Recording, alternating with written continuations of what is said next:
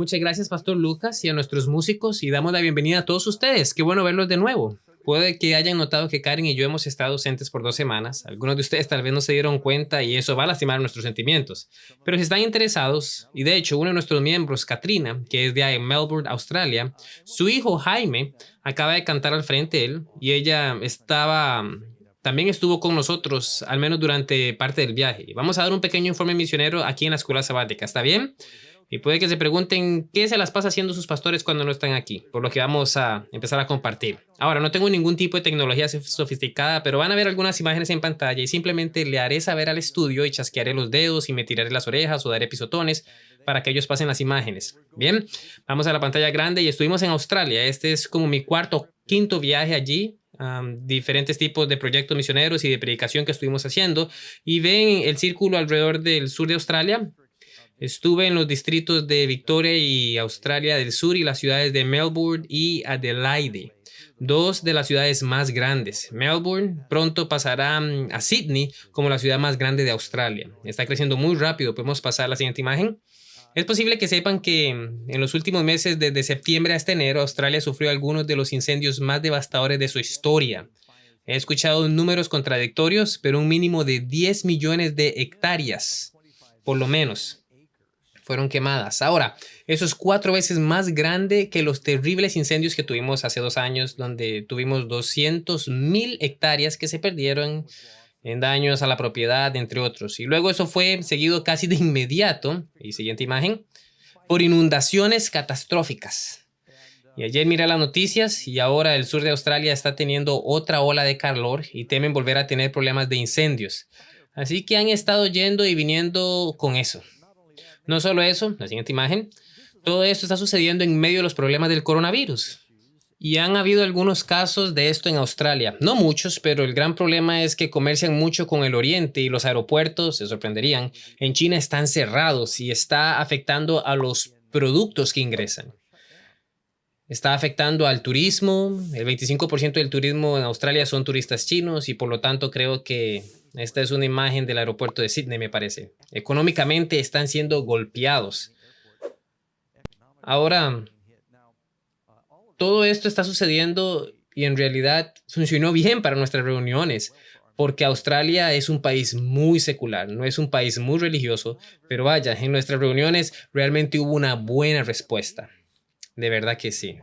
Hemos estado, siguiente foto, Amazing Facts ha estado en televisión en todo el país. Estamos en el 99% del mercado de la televisión australiana en este momento, lo que significa que el 99% del país puede ser alcanzado. En este momento estamos en el canal 9 que se llama GEM, por lo que cuando hicimos la publicidad, en realidad hubo gente que llamó a los cines para registrarse y Amazing Facts tiene una oficina en Australia. Está en Gold Coast, cerca de Brisbane, y ahí está Katrina en la puerta. Allí estaba allí con nosotros en Melbourne. Pero bueno, la gente se registró y reservó en exceso. Tantas personas querían reservar para venir que en realidad tuvimos que agregar sesiones a los programas allí. Estuvieron muy bien atendidos y también muy agradecidos. Esta es en realidad la primera reunión sabática que tuvimos en Adelaide. Reunieron a todas las iglesias en un centro allí y creo que unas 1,300 personas vinieron al programa. Ahora, tengan en cuenta que vive más gente en California que en todo el país de Australia, pero es casi tan grande como los Estados Unidos, la parte sur de Estados Unidos. Por lo que sus iglesias son pequeñas y son muchas, de modo que tuvimos mucha gente relativamente. Están dispersos, pero hubo una gran participación. Este es el presidente de la Conferencia del Sur de Australia, David Butcher, un gran sujeto, haciendo la entrevista con Karen y yo, y la gente fue fielmente, noche tras noche venían. Luego tuvimos programas de evangelización que comenzaron y nos reunimos todas las noches y debido a la asistencia terminamos teniendo que hacer 2 presentaciones cada noche. No he hecho eso durante años. ¿Ustedes se imaginan hacer un tema de Marca la Bestia consecutivamente? O cualquier tema que uno vaya a presentar. El equipo de producción local lo transmitió, lo produjeron para la televisión, así que tienen copias de él. Conseguiremos algunas para nuestra oficina después. Simplemente tomé una foto con el equipo de media, pero no solo estaban transmitiendo los programas, sino que también tenían traductores. ¿Ven los 4 traductores allí? Traducían todas las transmisiones de los programas de evangelización y creo que era en Swahili, es una lengua africana, y lo hacían en polaco, en samoano, en rumano, así como en inglés, obviamente. Es decir, 5 idiomas. Salía simultáneamente, había gente allí son todos los traductores y sus puestos escuchando en línea. Y sí, no es, y así es, noche tras noche vino la gente y estamos preocupados. Una vez que llega el domingo por la noche, lunes por la noche, martes por la noche, pero seguían llegando y llenando el lugar. Seguimos haciendo las 2 presentaciones cada noche. Es una foto de nuestro equipo de media y los voluntarios que ayudaron con el programa. Además, mientras estábamos allí, hicimos algunas presentaciones donde compartimos con los pastores en la conferencia. Tenemos una foto con los pastores y el personal de la conferencia. Y esos somos Karen y yo. Hicimos algunas entrevistas de radio también. Tienen un programa de radio que llega a toda la ciudad, Faith FM. Hice una entrevista con ellos. Y ese es Nick, el director de la estación, y su esposa. Y luego fuimos a Melbourne. Y justo después de llegar a Melbourne dijeron, ahora puedes hablar con la escuela. No estaba en el programa, están teniendo una semana de oración allá. Puedes hacer una de las sesiones, nos preguntaron. Así que salieron 400 jóvenes y se portaron muy bien cuando hicimos una presentación del Evangelio. Invitamos a los que no asistieron, a los que no habían aceptado a Jesús, los invitamos a venir. Y en la escuela allí la mayoría de los niños no son adventistas. Es como una escuela misionera. Luego hicimos un programa de miércoles por la noche, por si fuera poco, en otro lugar dirigido por un anciano allí. Él es muy evangelista, Johnny Wong y su equipo de jóvenes, y luego fuimos a una sala de conciertos para las reuniones de fin de semana. Más de 1000 asistieron allí. Esto era viernes, sábado. Le dijimos a la gente que les veríamos después del programa y daríamos la mano y tomaríamos fotos y firmaríamos libros. Repartieron mucha literatura y esta es una imagen panorámica, muestra a todos los amontonados. Karen y yo estábamos en el extremo derecho, la gente está alineada y han estado viendo los programas de televisión y creo que tengo algunas fotos aquí que tomé de algunas de las personas. Estas son personas que vinieron al Señor a través de los programas de Amazing Facts, una pareja católica. No recuerdo sus nombres, conocí a mucha gente, pero cuando dicen vinimos al Señor a través de ti, yo decía, déjeme tomarme una foto. Esta señora era una azafata de Emiratos Árabes en Dubái. Creo que comenzó a ver nuestros programas allí por satélite y luego fue al sitio web y vino al Señor y se unió a la iglesia. No recuerdo su nombre. Este es Danny, tiene un negocio en Ballarat, en las afueras del Melbourne, y vino al Señor a través de los programas de Amazing Facts y fueron a Israel con nosotros hace 2 años, de hecho. Así que nos tomamos una foto juntos y tenemos el mismo peluquero, como pueden ver. Y esta es una señora llamada Susan de China y su hija, y vino al Señor solo mirando los sitios web, las páginas web y leyendo el material, y fue bautizada posteriormente. Muy a la izquierda en esta imagen está Charmaine. Ella está con nuestra oficina en Amazing Facts en Oceanía. Y en la siguiente imagen, este es un médico que voló desde Nueva Zelanda para nuestras reuniones en Melbourne y regresó al Señor. Fue criado como adventista y se alejó, regresó al Señor ahora. Stan, y esa es su novia, hizo su estudio y fue bautizada. Se llama Venus. Y muchos otros. No tengo tiempo para mostrarle a todos, pero fue así. Solo quería que vieran algunas muestras de imágenes. Ahí hay otra pareja china. Esto pensé, fue genial. Me mostraron que habían leído el libro El hombre de las cavernas. Nunca había visto esta versión. Está en chino. Es mandarín y está en inglés y mandarín. Y lo usan para enseñar inglés allí. Están utilizando nuestro testimonio. Pero dije, esto es genial, lo que sea, lo que funcione. Entonces Karen y yo nos tomamos una foto con, creo que fue uno de los programas de la tarde en el auditorio. Y ahora estamos de vuelta en Adelaide. Esto es en el Monte Lofty. Ya saben, Adelaide es bastante plana, pero tiene una hermosa vista de la ciudad. Ahora, esta es una de las imágenes. Se preguntarán, ¿dónde estaba el pastor Ross? Yo estoy a cargo de esta semana. El pastor Ross ha estado en India capacitando a los trabajadores de Amazing Facts que están allí, y este es nuestro equipo en India. Pueden que recuerden nuestra iglesia allí y también a la familia Hoover. Están Ryan, Andre y Sophie con el pastor Ross y Lázaro y Karen y sus familias y el pastor Elijah, Rowe. El entrenador, él está entrenando pastores allí y estamos traduciendo los programas de Amazing Facts a Tamil, Telugu, Hindi, inglés y se transmiten por toda India en estos idiomas. Eso es solo algo lo que está sucediendo. Gracias por dejar que sus pastores se peguen una escapadita a la congregación local. Esto es lo que hacemos cuando nos vamos y solo pensamos que necesitaban saber qué está pasando. Así que ese es nuestro pequeño informe misionero. Espero que no haya sido demasiado largo. Pero bueno, hoy tenemos una lección muy emocionante. Pensé que podría incluir el informe misionero hoy porque nuestra lección es de 21 versículos. El capítulo 10 es un capítulo relativamente corto en el libro de Daniel. Estamos en la lección 11, pero cubre el capítulo 10 de Daniel. Y lo que estamos haciendo en el capítulo 10 es profundizando en la profecía más larga de Daniel, la profecía más compleja y más larga de la Biblia. Es una profecía que tiene la mayor cantidad de periodos de tiempo. Cuando comenzamos a estudiar el capítulo 10, ahora, recuerden, sí, no había capítulos en la Biblia. Realmente estamos comenzando la profecía que va del capítulo 10, 11 y 12 de Daniel. Todo es solo una profecía y cubre los eventos que se relacionarían con el pueblo de Dios desde el tiempo de Daniel hasta la segunda venida de Jesús de manera más detallada que cualquier otra profecía en Daniel. Cuando Miguel se levante, el gran tiempo de angustia, la resurrección, y así termina este libro. Y así, con eso, sigamos adelante y vamos a entrar en nuestro estudio y comenzar a leer el capítulo 10 de Daniel. Tenemos un versículo de memoria. El versículo de memoria es de Daniel 10, versículo 19. Si quieren buscarlo en el capítulo, Daniel 10, 19, y está en la Reina Valera. ¿Están listos? Y me dijo, muy amado, no temas, la paz sea contigo, esfuérzate y aliéntate.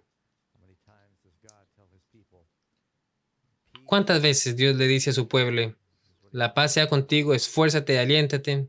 Eso es lo que le dijo a Josué. Ahora vamos a sumergirnos. Daniel capítulo 10, versículo 1. En el año tercero de Ciro, rey de Persia, fue revelada palabra a Daniel, llamado Belsasar, y la palabra era verdadera, y el conflicto grande, pero él comprendió la palabra y tuvo inteligencia en la visión. Ahora, pueden subrayar allí donde dice, y el conflicto era grande. Eso vuelve a aparecer más adelante en este mismo capítulo. Y él comprendió la palabra y tuvo inteligencia en la visión. Ahora, ¿qué pasa en el versículo 9 de Daniel? Ahí tenemos la profecía que habla sobre la primera venida de Jesús. Pero habla sobre la reconstrucción de Jerusalén y el muro en los tiempos difíciles. Entonces Daniel comprende que el pueblo de Dios se encontrará con una resistencia. Y también notarán que dice, ¿cuándo sucede esto? Dice, en el tercer año de Ciro. ¿Qué dice acerca de Ciro en el capítulo 1 de Daniel? ¿Recuerdan el capítulo 1 donde Daniel no come la comida de Babilonia y él es saludable y dice que por ser saludable vive hasta... Parece que dice que vive hasta el primer año de Ciro y aquí dice el tercer año de Ciro. En realidad el capítulo 1 no dice vivió hasta. Mucha gente supone eso. Probablemente sirvió oficialmente en el primer año de Ciro, o puede significar que cuando Ciro se convirtió en rey, dejó que Daniel se jubilara en ese momento, quien ahora tenía como 90 años. ¿Recuerdan que sirvió en el tiempo de Darío, que fue antes que Ciro? Él era un rey medo, en realidad el tío de Ciro, y esa es la experiencia... Y esa es la experiencia que él tiene en el Foso de los Leones, tal vez después del Foso de los Leones o después de que Darío se retiró o murió y Ciro se hizo cargo. ¿Quién sabe? Daniel estaba más bien jubilado, pero ahora en el tercer año de Ciro todavía está vivo. ¿Saben? No sabemos exactamente cuánto tiempo vivió Daniel. Podría haber vivido hasta 100 años, no lo sabemos. Hay una tradición que leemos basada en Daniel capítulo 8, donde él tiene una visión junto al río de Ulai en Susha. Ahora, sabemos dónde están las ruinas de Susha hoy. Es el lado del otro río aún más al este del Tigris. Era un lugar donde los reyes persas a menudo gobernaban. Era una zona hermosa en los valles. No tanto en las llanuras como desierto, pero un poco más fértil. Hay una tumba allí llamada la tumba del profeta Daniel, hasta el día de hoy. Y hay sacerdotes que siempre la guardan. Y hay una leyenda que cuando Daniel murió, Ciro desvió el río Ulai y enterró un sarcófago dorado de Daniel y luego lo redirigió para que pasara por encima de él para que nadie perturbara sus restos. Lo leí, ni siquiera recuerdo dónde lo leí, pero lo leí hace años en un libro de historia. Y luego tenemos esta otra tumba. Tenían la tumba de Jonás en Nínive, sabían, pero fue destruida hace un par de años por ISIS cuando estaban poniendo bombas en todo ese lugar. Es muy triste. Sí, dicen que es donde enterraron a Jonás. Ahora, no sabemos eso, podría haber sido solo una leyenda. Ustedes saben, cuando uno recorre Israel, le muestran 20 lugares donde nació Jesús. Cada iglesia dice, tenemos el lugar y aquí es donde Jesús hizo esto, lo otro. Así que es cierto que vivió en esa área. Podría ser uno de los sitios antiguos verdaderos donde está la tumba de Daniel, pero no sabemos cuánto tiempo él vivió. Ahora, podría ser que estaba de vacaciones allí porque nos dice que está junto al río, pero ahora no está cerca de Shushan. Y si miramos en un viejo mapa de Google o vamos a Google Earth, lo llamará Susa. Ya no se dice Shushan, pero podemos ver las ruinas de donde estaban esas antiguas ciudades de los reyes persas, donde a veces pasaban los veranos de vacaciones. Así que continuó hasta ahora, el tercer año de Ciro, y dice en el versículo 2, estuve ayunando 3 semanas completas. Ahora, ¿por qué está de duelo Daniel? Bueno, leemos allí en Daniel 9:25 que incluso después de que Ciro en su primer año les dio permiso para irse a casa, se iban a encontrar con la oposición. ¿Y qué dijeron los enemigos? ¿Recuerdan? Cuando comenzaron a construir el templo, miremos en Esdras capítulo 4, versículo 1, Esdras 4, versículo 1 dice, oyendo los enemigos de Judá y de Benjamín que los venidos de la cautividad edificaban el templo del Señor Dios de Israel, vinieron a Zorobabel y a los jefes de casas paternas y le dijeron, edificaremos con vosotros porque como vosotros buscamos a vuestro Dios y a él ofrecemos sacrificios desde los días de Sarhadón, rey de Siria, que nos hizo venir aquí. Zorobabel, Jesúa y los demás jefes de casas paternas de Israel dijeron, no nos conviene edificar con vosotros casas a nuestro Dios, sino que nosotros solo la edificaremos al Señor Dios de Israel, como nos mandó el rey Ciro, rey de Persia. Ahora, ¿por qué les dijeron eso a los samaritanos? En primer lugar, los samaritanos oraban al Señor, pero también oraban a los ídolos, mezclaban la religión. ¿Recuerdan cuando los asirios fueron puestos en el norte de Israel por el rey? Los leones los estaban atacando. Dijeron, ¿por qué nos atacan estos leones? Bueno, no conocemos los caminos del Dios de la tierra en la que ellos solían vivir. La gente vivía en el norte de Israel. Entonces el rey de Asiria envió a algunos sacerdotes para enseñarles algunos de los caminos a Israel. Bien, ellos sacrificaban en el monte Gerizim, pero también sacrificaban a los ídolos. Pero también creían en los 5 libros de Moisés. Mezclaban las dos religiones. Entonces dijeron, oh, genial, están construyendo un templo para el Señor. Déjenos unirnos a ustedes. Ellos contestaron, no, esto no es una buena idea. Estaremos unidos en yugo desigual porque traerán su influencia corrupta a nuestra religión. Estamos tratando de volver a Dios. Acabamos de salir de ser castigados por Dios por nuestra infidelidad. No vamos a empezar a acomodarnos ahora para hacernos amigos de ustedes. Ahora, eso requirió valor porque sabían que eso los molestaría. Y así fue. Y desde ese día hasta la época de Cristo, los judíos y los samaritanos, la gente de Samaria en el norte, los cuasi asirios, por así decirlo, que también creían un poco en el Señor, estuvieron en desacuerdo durante cientos de años. Aquí es donde sucedió todo. Pero noten lo que pasó entonces. Decían, construiremos nuestra casa. Versículo 4. Pero el pueblo de la tierra intimidó al pueblo de Judá y lo atemorizó para que no edificaran. Sobornaron además contra ellos a los consejeros para frustrar sus propósitos. Todo el tiempo de Ciro, rey de Persia, y hasta el reinado de Darío, rey de Persia. Este es el segundo Darío, creo que se llamaba Cambises, de Persia. De modo que ahora están tratando de reconstruir el muro en tiempos difíciles. Ciro está siendo tentado a reconsiderar el haber dado su permiso y apoyo para la reconstrucción del templo, y eso es porque se libra una batalla espiritual en el capítulo 10. Daniel se da cuenta de que Ciro está reconsiderando su apoyo porque está recibiendo informes de que los judíos se están reconstruyendo para rebelarse. Entonces Daniel pone su corazón para orar y está de luto y ayuna por 3 semanas, 21 días. Y ustedes pueden leer en el Salmos 42, versículo 9. Dice, diré a Dios, roca mía, ¿por qué te has olvidado de mí? ¿Por qué andaré yo enlutado por la opresión del enemigo? Pueden leer en Daniel 10, versículo 13, dice, mas el príncipe del reino de Persia se me opuso durante 21 días. ¿Cuánto tiempo estuvo orando Daniel? 3 semanas. ¿En cuánto tiempo hubo esa batalla espiritual entre el príncipe del reino de Persia y el Señor? 21 días. Entonces Daniel está orando en la tierra acerca de una batalla espiritual que está rugiendo sobre el pueblo de Dios. ¿Las oraciones del pueblo de Dios afectan los reinos? Claro que sí. Podemos ofrecer oraciones breves o frívolas, o Daniel está haciendo ayuno y oración. Y no está ayunando y orando 1 o 2 días, está ayunando y orando 3 semanas. Ahora, él ya era un hombre anciano, no estaba haciendo un ayuno sin comida, dice ahí, no comió nada agradable y creo que podría estar adelantándome a eso, pero vamos al versículo 3. No comí manjar delicado, ni entró en mi boca carne ni vino, ni me ungí con ungüento hasta que se cumplieran las 3 semanas. Ahora, ¿no dice Jesús que cuando estés ayunando que arregles tu cabello? Si es que tienes cabello, que te unjas, que te laves la cara, que no andes tratando de parecer que estás ayunando.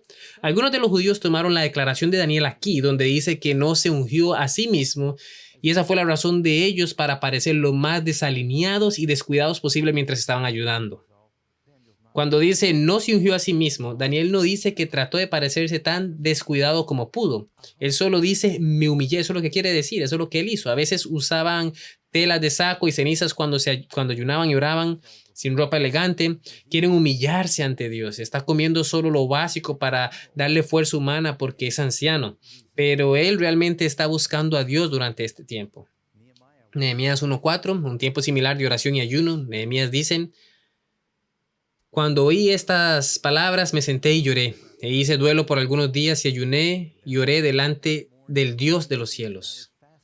Cuando escuchó sobre los muros de Jerusalén derrumbados y lloré e hizo duelo por algunos días y ayuné. Aquí está Nehemías ayunando durante algunos días para reconstruir los muros. Cuando Daniel está ayunando, el templo será reconstruido y el pueblo será apoyado por el rey. Nehemías está haciendo lo mismo.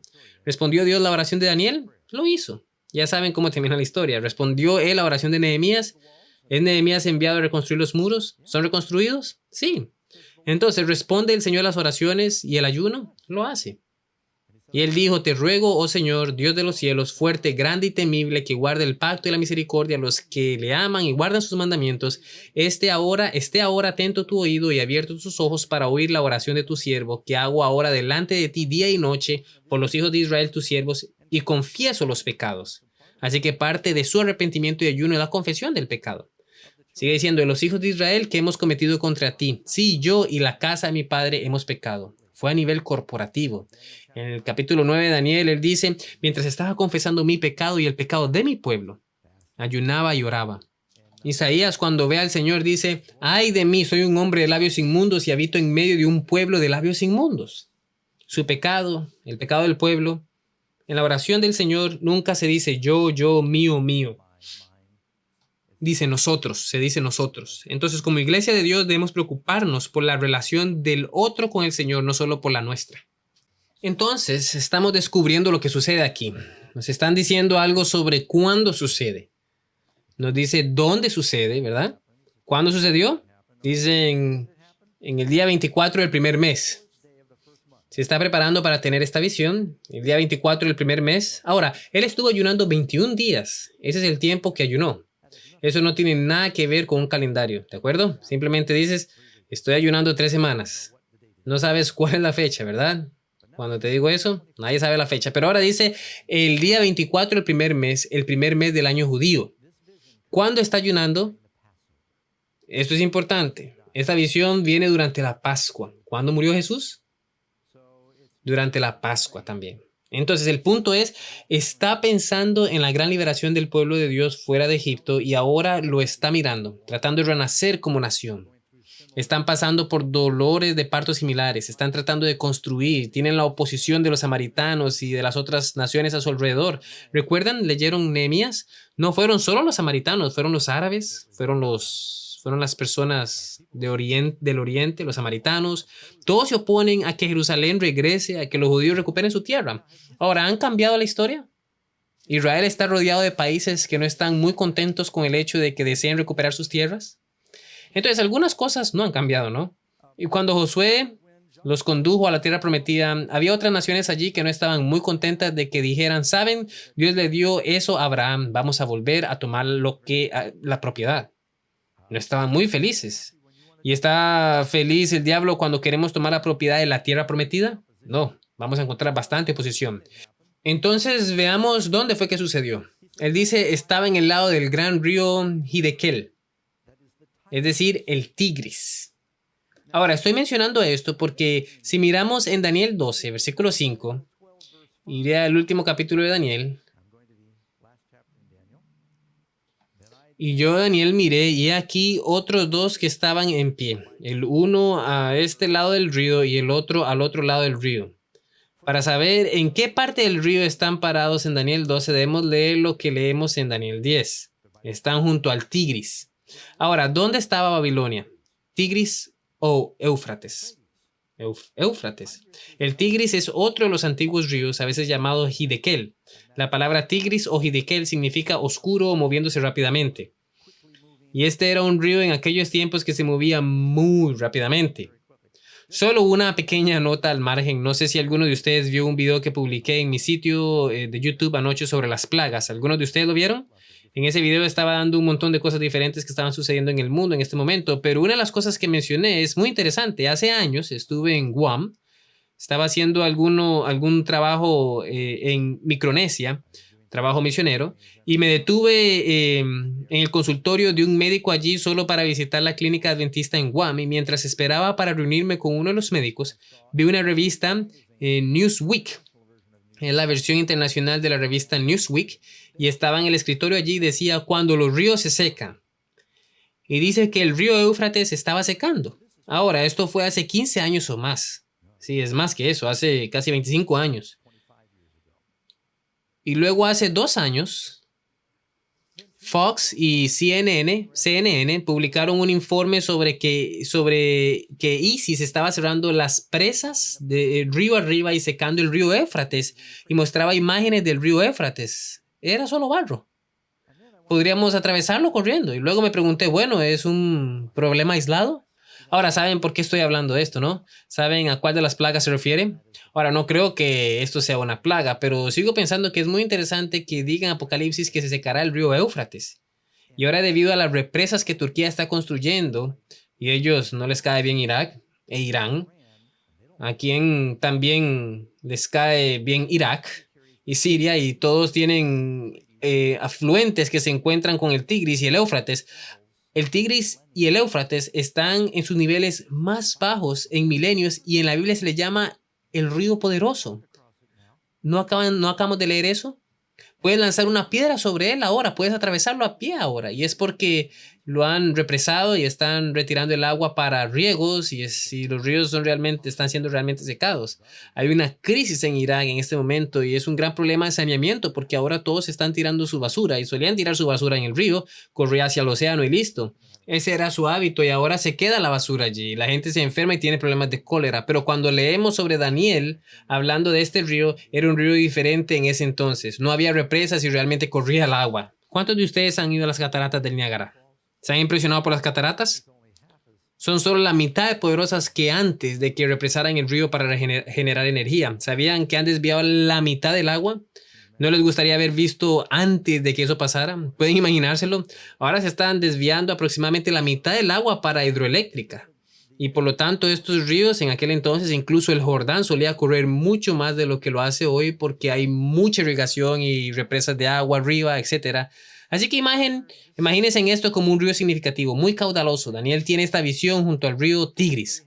Ahora podemos pensar, ¿cómo llegó Daniel de Babilonia, donde estaba sirviendo al Tigris? Hay lugares donde el Tigris está a solo 22 millas. Si uno mira un mapa, es así. Daniel pudo haber tenido una casa de vacaciones allí. Era una de las personas más poderosas del reino, ¿verdad? El primer ministro, y es un anciano. Tal vez fue un buen lugar para vacaciones, pero de todos modos él estaba allí en oración. Y puede que haya estado ahí de verdad. Está a solo 22 millas de distancia en algunos lugares. ¿Y qué es lo que pasa? Entonces dijo que cuando sucedió, ¿dónde sucedió y qué sucedió? Dice, y alcé mis ojos y miré, y he aquí un varón vestido de lino y ceñido sus lomos de oro de Ufaz. Su cuerpo era como de berilo, y su rostro parecía un relámpago, y sus ojos como antorchas de fuego, y sus brazos y sus pies como de color de bronce bruñido, y el sonido de sus palabras como de estruendo de una multitud. Ahora, ¿suena eso familiar? ¿De qué tiene eco eso? Apocalipsis. ¿Es este Gabriel? Creo que él está teniendo una visión de Cristo. Este es el que vino a Sadrach, Mesach y Abednego. Es en el horno de fuego. En Apocalipsis 1, versículo 13, Juan dice, y en medio de los 7 candelabros vi a uno como el Hijo del Hombre. ¿Quién es ese? Vestido con una prenda hasta los pies y un cinturón alrededor de su pecho, y una banda dorada, y su cabeza era blanca como la lana, blanca como la nieve. Sus ojos eran como una llama de fuego, sus pies eran como bronce fino, como refinado en un fuego, su voz como el sonido de muchas aguas. Lo que acabamos de leer justo en Daniel, su voz era como el sonido de una multitud diciendo, es una voz poderosa. Y Daniel capítulo 7 describe un personaje divino similar. Ahora, Daniel habla con los ángeles todo el tiempo, como ustedes y yo estamos hablando, pero este personaje debe haber sido más importante que un ángel porque Daniel cae de bruces y no puede levantarse. Ha visto la gloria de Dios. Este es el que hizo que Isaías se cayera y dijera, ¡ay de mí! Miremos en Ezequiel 1:26. Y sobre la expansión que había sobre sus cabezas se veía la figura de un trono que parecía de piedra y de zafiro. Y sobre la figura del trono había una semejanza que parecía de hombre sentado sobre él. Y vi apariencia como de bronce refulgente, como apariencia de fuego dentro de ella en derredor, desde el aspecto de sus lomos para arriba y desde sus lomos para abajo. Vi que parecía como fuego y que tenía resplandor alrededor, como parece el arco iris que está en las nubes del día que llueve. Así era el parecer de resplandor alrededor. Esta fue la visión de la semejanza de la gloria del Señor. Este es otro ejemplo. Él ha visto la gloria de Dios en esa visión. Ahora nos dice no solo dónde sucedió, cuándo sucedió, qué sucedió, sino con quién sucedió. ¿Está Daniel solo o tiene algunos asistentes con él cuando viene esta visión? Y yo, Daniel, vi solo yo la visión, porque los hombres que estaban conmigo no vieron la visión, pero un gran terror cayó sobre ellos, por lo que huyeron para esconderse. Dejaron al pobre Daniel y huyeron. Ellos sabían que él era un profeta y entró en visión. Su rostro comenzó a brillar y por la mirada de sus ojos y su comportamiento sabían que se estaba entrando en una visión. Estaban tan abrumados por la santidad del lugar que huyeron. Ahora, ¿eso le sucedió a alguien más en la Biblia donde ven una visión de Dios y tienen miedo? No tienen la visión, pero la persona con la que están está teniéndola. ¿Quién sabe quién fue ese? Pablo, leámoslo, Hechos capítulo 2, versículo 9. Pablo dice, y los que estaban conmigo vieron la luz y tuvieron miedo, pero no oyeron la voz del que me habló. Y luego leemos que Daniel continúa diciendo en el versículo 8, por lo tanto, me quedé solo. Pero no está solo, ¿verdad? Dios está con él. Y cuando vi esta gran visión, no me quedó fuerza porque mi vigor se convirtió en fragilidad en mí y no retuve fuerza. Saben, a menudo cuando Elena de White estaba en visión, se desmayaba y luego se fortalecía sobrenaturalmente y no respiraba. Y leemos aquí que Daniel dice, no había aliento en mí, me quedé solo porque mi vigor se convirtió en fragilidad. No retuve fuerza, pero escuché el sonido de sus palabras. Mientras oía el sonido de sus palabras, estaba profundamente dormido en mi rostro con mi cara al suelo. Estaba boca abajo en el suelo ante la gloria de Dios. Entonces podemos ver que en Apocalipsis, Daniel capítulo 10, Josué capítulo 5, este glorioso ser se les aparece antes de hacer su revelación. Y ahora Daniel es, como uno diría, tocado por un ángel. Vamos a Daniel 10:10. De repente una mano me tocó, lo que me hizo temblar las rodillas y las palmas de mis manos. Y él dijo, oh Daniel, hombre muy amado. Ahora, ¿esta es la primera vez que dijo eso? Capítulo 9, él está orando y Dios viene y dice, eres muy amado. Déjenme, les doy algo en qué pensar. ¿Es solo Daniel?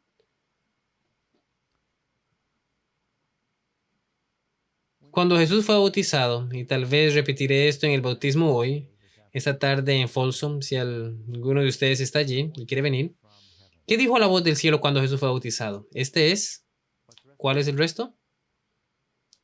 En quien estoy bien complacido. Mi amado Hijo en quien estoy muy complacido. ¿Fue Jesús bautizado por sus pecados? ¿O fue bautizado en parte como un ejemplo para ustedes y para mí? Cuando somos bautizados y todos nuestros pecados son lavados, ¿cómo nos ve Dios? Muy amados. Y si pasamos tiempo en oración por el pueblo de Dios y si caminamos con el Señor como Daniel, somos muy amados. Si has sido lavado de tus pecados, Él te considera muy amado. Está muy complacido contigo. Nunca olvidaré una reunión en Santa Rosa años atrás. Una de las integrantes, una joven que estaba ayudando en las reuniones. Yo estaba hablando de este tema. No aguantó y comenzó a llorar y hablé con ella más tarde y le dije, ¿estás bien? Ella dijo, sí. Se estaba recuperando, tratando de no llorar cuando me estaba hablando. Ella dijo, he sido un miembro de la iglesia toda mi vida, pero siempre pensé que Dios estaba enojada conmigo. Esta es la primera vez que me di cuenta de que Dios podía estar satisfecho conmigo. Él quiere que sepamos que ha lavado nuestros pecados. Dios no quiere estar enojado con nosotros todo el tiempo. ¿Cuántos de ustedes tienen un padre que sentía que siempre estaba enojado con ustedes? Yo sí, y luego escuché a uno de mis hijos decirme eso una vez. Pensé, uff, papá, parece que siempre estás enojado conmigo. Le dije, oh, no, no quiero ser como mi papá. Dios quiere estar complacido con nosotros. Y entonces dice, eres muy amado desde el comienzo de tu oración. Escuché. Así que me quedé temblando. Estoy en el versículo 12. Él dijo, no temas, Daniel, porque desde el primer día que pusiste tu corazón para entender, para humillarte ante Dios, tus palabras, ¿cuáles son sus palabras? Tus oraciones fueron escuchadas. ¿Cuándo se escuchó su oración? ¿Después de 21 días? Desde el primer día. Entonces, cuando comenzamos a orar, ¿Dios escucha? Tenemos toda su atención debido a tus palabras. Pero, ahora cuando eso sucede, dice, Dios escuchó tu oración. Y esto es realmente impactante para algunas personas. Pero, versículo 13, el príncipe del reino de Persia se me opuso por 21 días. ¿Quién es el príncipe del reino de Persia? Pensamos, bueno, ¿no es Ciro? ¿No acabamos de ver eso, que era Ciro el rey de Persia? Creo que está hablando del diablo. La palabra allí, príncipe, no está hablando del rey Ciro. Él está hablando sobre el gobernante o el principado que busca manipular detrás de todo eso. Ahora, esto lo vemos a través de toda la Biblia. Cuando miramos, por ejemplo, ¿cuántos de ustedes conocen algunos de estas grandiosas escrituras que hablan sobre el diablo? Por ejemplo, Isaías 14:12, donde dice, ¿cómo caíste del cielo, oh Lucifer, hijo de la mañana? ¿Cómo comienza esa profecía? Dice, lleva esta profecía contra el rey de Babilonia. Pero entonces a Isaías se le está mostrando el poder que estaba manipulando el rey de Babilonia. Ese es el diablo, ¿verdad? Lucifer. Y luego Ezequiel, en Ezequiel 28, cuando dice, tú eras el querubín ungido. En el versículo 14 de Ezequiel 28, tú eras el querubín ungido que cubre. Yo te establecí en el santo monte de Dios, caminabas de un lado al otro en medio de las ardientes piedras de fuego. ¿De quién está hablando? De Lucifer. ¿Cómo comienza la profecía de Ezequiel? Lleva estas palabras contra el rey de Tiro. Tiro era un capital fenicio. Isaías estaba hablando del rey de Babilonia, pero luego muestra el poder que manipula Babilonia. Ezequiel estaba hablando del rey de Tiro, pero luego se le muestra el poder detrás del rey de Tiro. Cuando leemos en Apocalipsis 12, dice que el dragón intentó devorar a la mujer, al bebé, tan pronto como nació. ¿Quién es ese dragón? Era el diablo trabajando en Roma y por medio de Roma. Herodes trató de matar a Jesús cuando era un bebé. Entonces, a menudo veremos, y de hecho, al llegar a Apocalipsis 17, esta mujer y este dragón estaban trabajando juntos para manipular a los reyes, ¿verdad? Esos 7 reyes. Y así a menudo veremos que Satanás tiene sus principados y poderes. Según Efesios 6, Satanás tiene sus diferentes demonios asignados a diferentes gobernantes y están tratando de manipular los eventos terrenales, y los ángeles están luchando en nombre del pueblo de Dios en estos eventos. ¿Los ángeles de Dios siempre ganan? No, si el pueblo de Dios no está orando. Ahora, eso será difícil para algunas personas. No todo lo que sucede es la voluntad de Dios. ¿Por qué decimos en el Padre Nuestro, hágase tu voluntad? ¿Se hace siempre la voluntad de Dios? No siempre pasa lo que Él quiere. Entonces Él nos pide que oremos para que se haga su voluntad. Y las cosas no sucederán si no oramos, o sucederán si oramos. Los ángeles están esperando responder oraciones por nosotros que nunca oramos. Y a veces los ángeles pierden batallas porque no oramos suficiente. ¿Alguna vez has pensado en eso? Quiero decir, Daniel está luchando en oración y finalmente Miguel viene a responder la oración. Ahora llegamos a esta parte importante. ¿Quién es Miguel? Es Cristo. No digo que Jesús sea un ángel. Y sé que Hay gente mirando y piensan, oh, este es ese culto, piensan que Jesús es un ángel. No, creemos que Jesús es el Hijo no creado de Dios. Él es eterno, Él es Dios, Él es Dios el Hijo, pero uno de sus títulos es Miguel.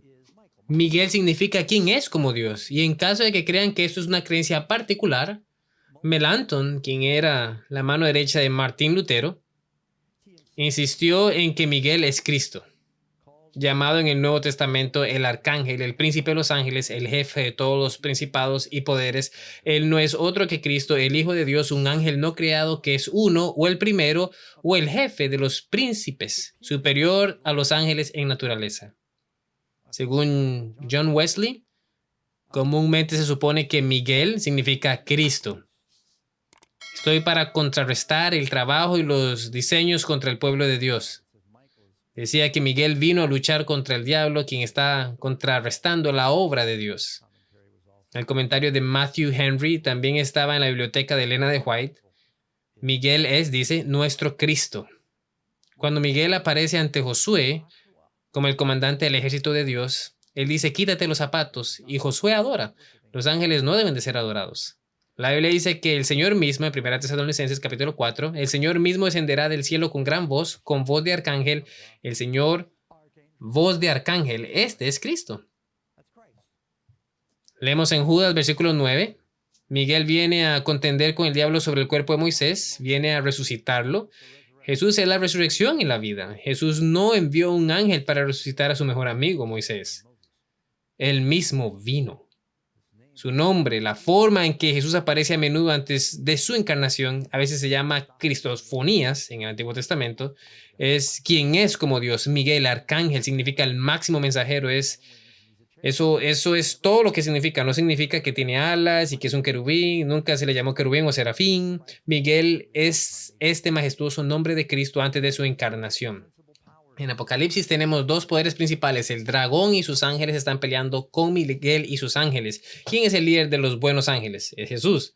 Entonces, finalmente, esta batalla es tan severa que Cristo mismo, no Gabriel, Cristo mismo viene a luchar con el diablo debido a las oraciones de Daniel.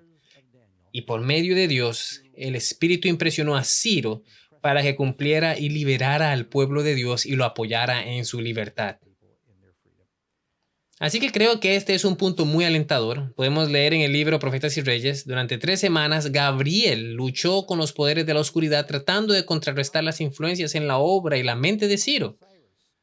Y todo lo que el cielo podía hacer por el bien del pueblo de Dios había sido hecho. La victoria finalmente se obtuvo. Las fuerzas del enemigo se mantuvieron bajo control en los días de Ciro y todos los días de sus hijos Cambasis. Y es porque finalmente Cristo vino a ayudar. Por eso Gabriel dice, Miguel vino a ayudarme. Y entonces finalmente, seguimos leyendo. Vamos al capítulo 10 de Daniel. Solo quiero asegurarme de que llegamos al versículo 21. Tenemos como un minuto, me parece. Dijo que se fortaleció y dijo que Miguel vino a ayudarme, pero yo te declararé lo que está escrito en el libro de la verdad. Y ninguno me ayuda contra ellos sino Miguel, vuestro príncipe. ¿Quién es nuestro príncipe? En el capítulo 12 de Daniel, a Miguel se le llama el gran príncipe que se levanta por los hijos de tu pueblo. Y cuando se levanta, llega la gran tribulación y cesa toda la intercesión. Ahora, lo interesante es, miremos el versículo y terminaré con esto. Versículo 20. Gabriel dice, ¿sabes por qué he venido a ti? Ahora debo volver a pelear con el príncipe de Persia, y cuando haya salido vendrá el príncipe de Grecia. Cuando sale significa cuando deje de contender con el príncipe de Persia y el príncipe de Grecia vendrá entonces. Ahora, esto va a suceder 200 años después. Su nombre era Alejandro Magno.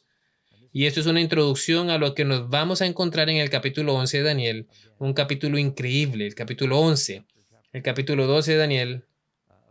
Así que esta fue realmente la introducción a la visión y nos habla acerca de las fuerzas que están batallando espiritualmente. Dios les bendiga, amigos, y estamos ansiosos de estudiar la palabra de Dios con ustedes la próxima semana.